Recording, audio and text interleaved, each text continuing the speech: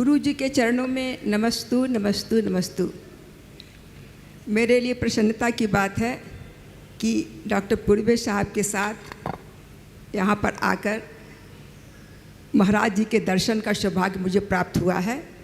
काफ़ी दिनों से मैं यहाँ आना चाहती थी, मौका नहीं मिल पाता था, लेकिन मेरे लिए सौभाग्य है कि आज यहाँ आने और आपके दर्शन करने का महाराज जी मुझे सौभाग्य प्राप्त हुआ है। महाराज जी, मैं प्रतिदिन अमृत बेला में उठती हूँ।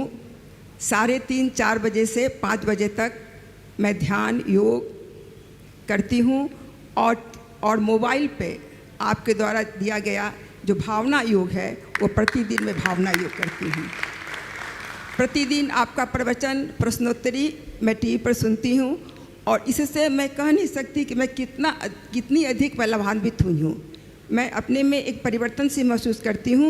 पहले जो मुझे क्रोध आता था वह क्रोध अब बहुत कम हो गया है, नहीं के बराबर है। जो मेरे मन में बराबर सकारात्मक भाव ही अब रहते हैं, नकारात्मक भाव समाप्त होता जा रहा है।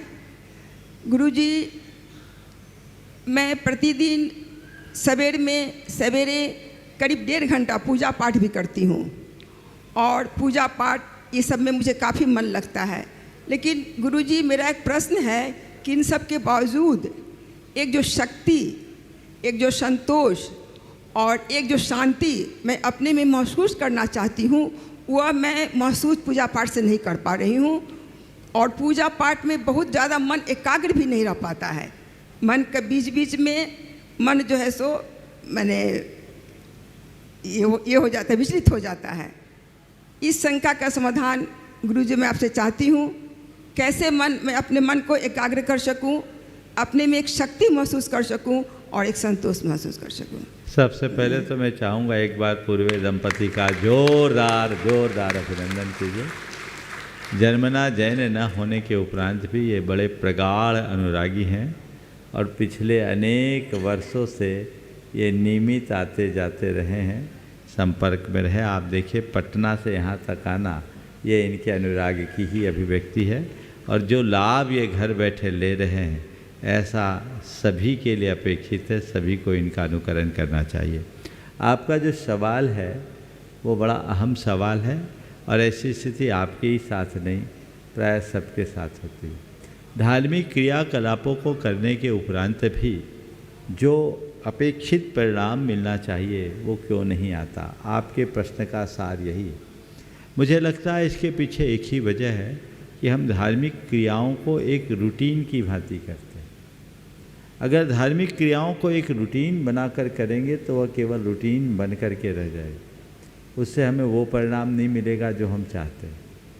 उसको अंतर मन से अपने जीवन के रूपांतरण के प्रयोग की भांति करना चाहिए।